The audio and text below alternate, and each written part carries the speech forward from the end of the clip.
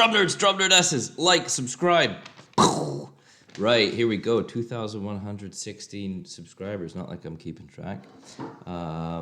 Right, this is a Queen cover. Love Queen. If you can see here, Roger Taylor is one of the ambassadors of my old university, and I got to sit in a lecture with him. I got to ask him a question. He was wearing a full Armani suit, and then like Reebok tennis trainers. Roger Taylor's he's great. But yeah, as you can see, to Colin, Roger Taylor, Queen. Beautiful, beautiful piece. I've yet to frame it, but it was hanging on my wall in my old flat. So very excited for this. I'm sure she'll do it justice. I did ask, though, my question for him before we get into this was, how did you construct every piece of music? Because they're all such iconic songs. How did this happen? And it was interesting, and I think this is a takeaway for all drummers out there, and it's certainly stuck with me. And he said, I would hear the song that Freddie would come to us with, or how we would write it, but point being, he basically was saying, ignore the train, please. He didn't say ignore the train, but he said he would have the song, and he would play everything imaginable for that, every idea that he thought of for that song, and then he would cross them out one by one and see what the most effective beats and fills would then be left with. So he basically made a full meal and then reverse engineered what was only the most essential and basic items to be eaten for that meal, right? I think that's really, really clever stuff right there. And that's why you might say, oh yeah, but they sound really basic songs. They don't need to be anything more than that, because they perfectly accent the song. So they allow Freddie Mercury's voice to come out. They allow all the piano, all the symphony style, orchestral stuff. It allows it to breathe while giving it a nice home. Very, very clever stuff. Love Roger Taylor. Okay, Born to Love You.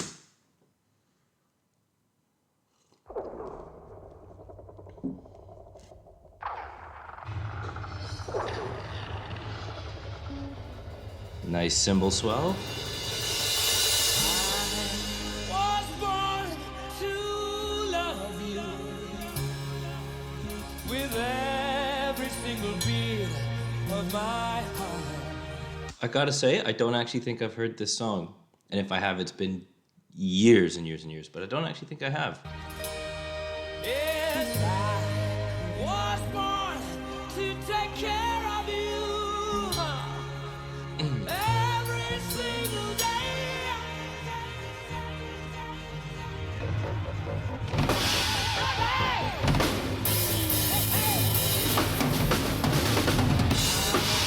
Was born to love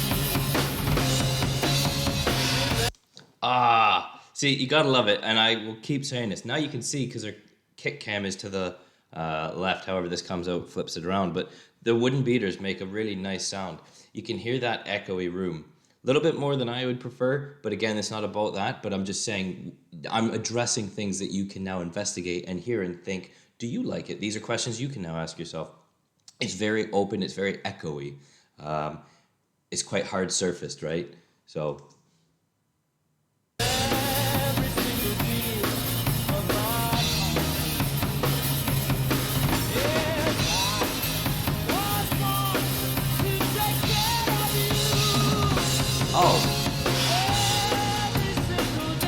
it's such a hard rhyme.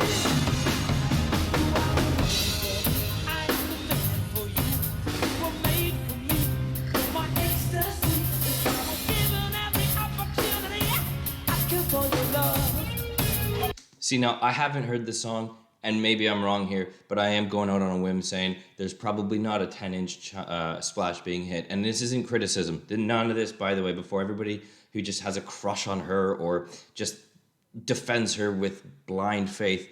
I'm just being objective. I'm being emotionless. I'm just observing things.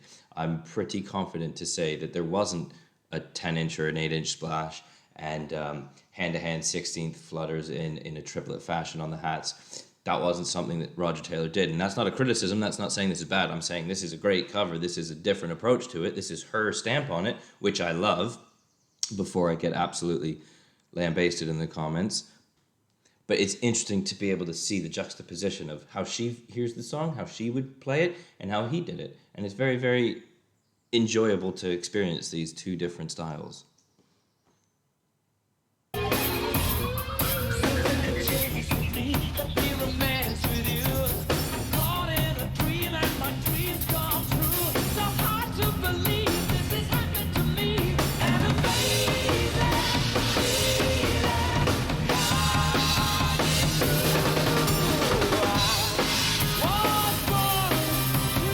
It is just power rock, isn't it?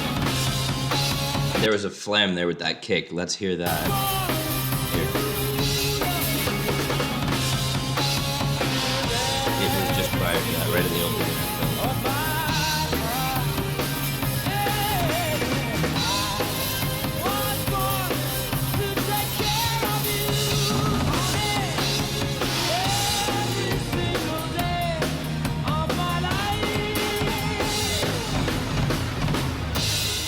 Touch big with those doubles. Doubles on the kick on these.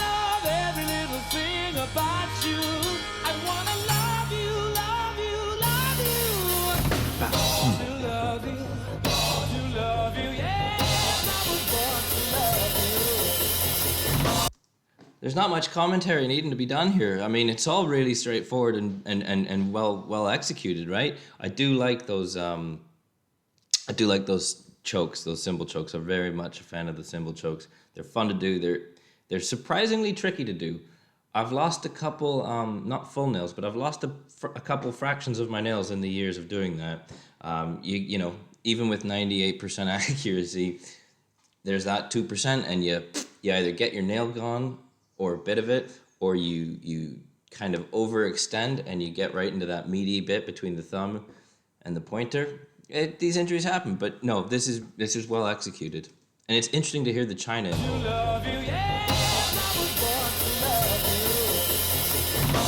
Right there. Coming up to that crash, crash, crash.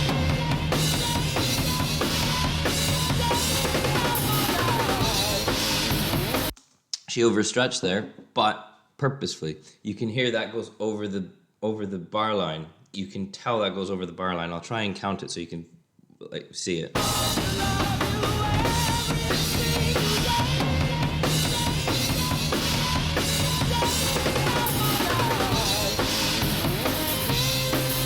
It slightly came over, or right at, if I heard that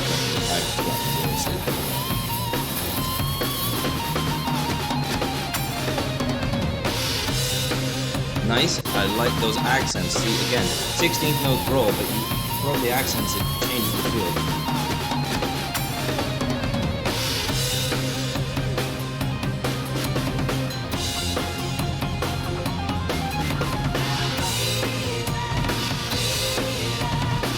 Great bass drum fill there.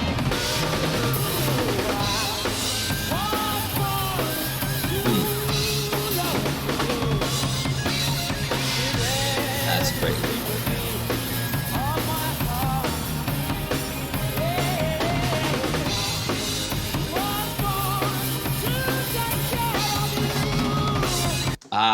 See that nice little tom sweep. Now that's the only commentary that I would have in a reasonable positioning of those two rack toms are quite far apart from themselves. So that sweep that she went from the second rack to the floor, that's easily executed because it's coming down right there. But going across for tom 1 to tom 2, it does make it a little bit more tricky to get those rolls. Now again, before everybody who thinks that she's just good looking and cute and says, well, how dare you say anything? Again, factually, time does exist, and the time it takes to get from here to here is a little bit more than the time to get from here to here. And so tightening those rack toms up would allow that sweep to happen. Now, yes, it doesn't mean it can't be done, but that was a very lovely sweep from the second to the floor, and it was made possible by the ability of her. But you can even see right there how damn near touching they are, right? Right here. That's beautiful.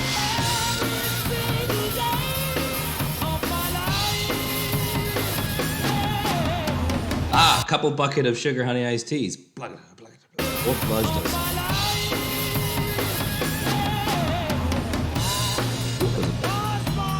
sounded more like it was. Oh, now we're kicking out. Of my life.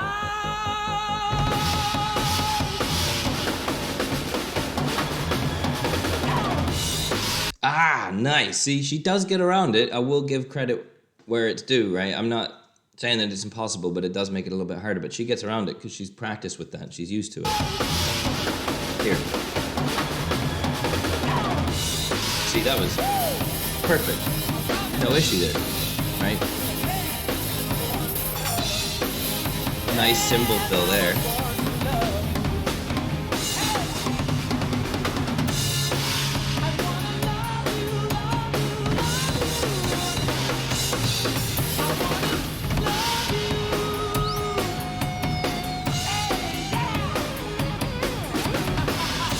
Very, the only thing that keeps going through my head, very Keith Moon mannerisms, right?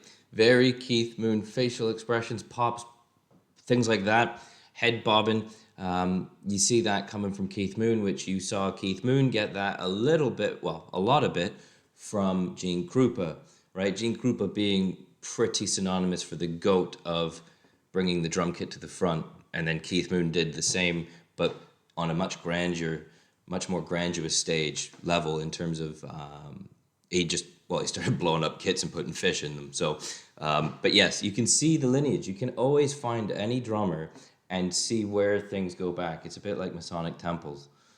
Masonic temples? No, Knights Templar.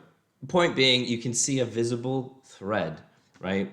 My drumming approach, how I hold my sticks, is linked to Bob because I was under Bob's tutelage, and Pete, one of my tutors, was taught by Bob, and the drummer from Oasis, taught by Bob. So then you can see how he approached. So you can see all these things, and where Bob got that, he came out of, I think, it was Jim Blackwell, who was out of. Oh, it's been a while since I've taken this lineage, but then it was out of the drummer from Take 5, I think, who did the song Take 5.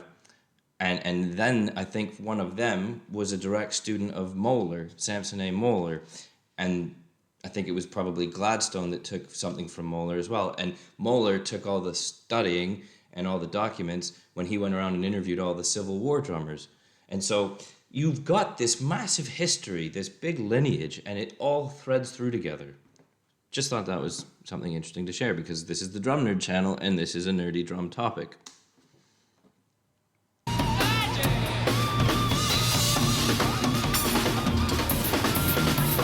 Lovely, lovely hi-hat part.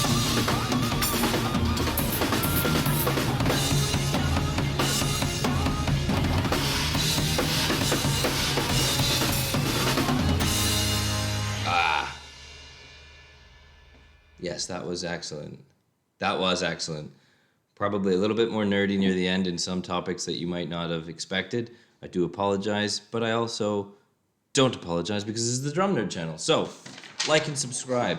Roger Taylor, dope, really cool. Right, I have nothing more to say other than be nice, be good, be safe, do something kind and generous for somebody you don't know. And other than that, keep your stick on the ice. I'll see you on Saturday.